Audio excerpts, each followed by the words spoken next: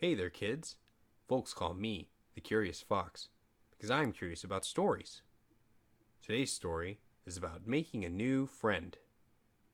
Why don't you have a seat and I'll tell you all about it. Brian watched from his window as a new family moved in next door. He watched them carrying beds, chairs, a great big couch, and so many boxes that Brian lost count. Brian was 5 years old, and he had never met anybody new. Janie lived across the street, and Nathan lived next door on the other side. Tommy and Rachel lived on the next block over. They were Brian's friends. Brian didn't know these people, and he wondered what they were like. "You should go and say hi," his dad said. "They have a little boy just about your age." Brian had seen the boy his dad was talking about. Brian wondered what he was like too, but there was just one problem. "He looks different," said Brian. "What are you talking about?" asked Brian's dad. We have, well, our skins are different colors." "What difference does that make?" "I don't know," Brian admitted. Other than that, this new boy looked just the same as Brian's other friends. "Well, your mother and I are going to meet our new neighbors, and you're coming with us," said Brian's dad.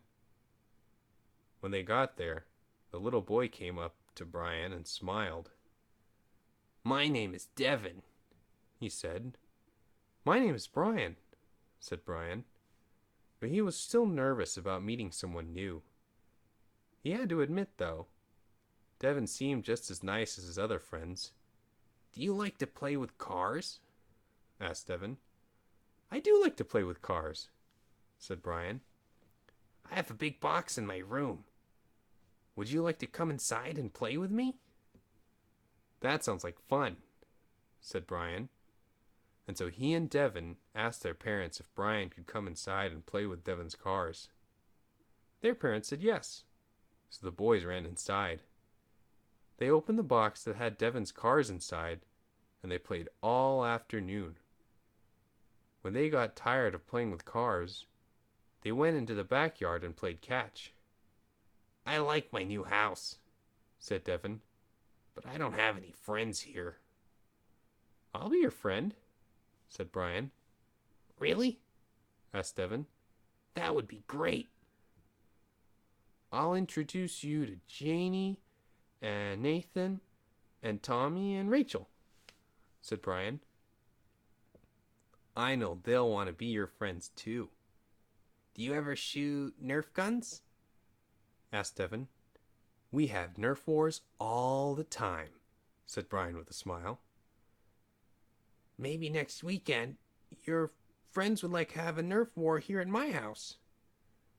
"When you meet them, you can ask them," said Brian. "Then they'll be your friends too." That night, when Brian went home, he was tired and happy after playing all day with Devin. "I'm proud of you, Brian," said Brian's father. "You made friends with Devin, even though he looks different." "You know, Dad," said Brian, "we were having so much fun. I forgot all about that."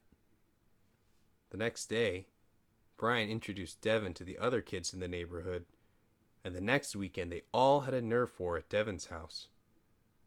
Brian was happy they all had made a new friend. Wow, it sounds like Brian and Devin and all the rest are going to be a great group of friends. I wonder who won the Nerf war.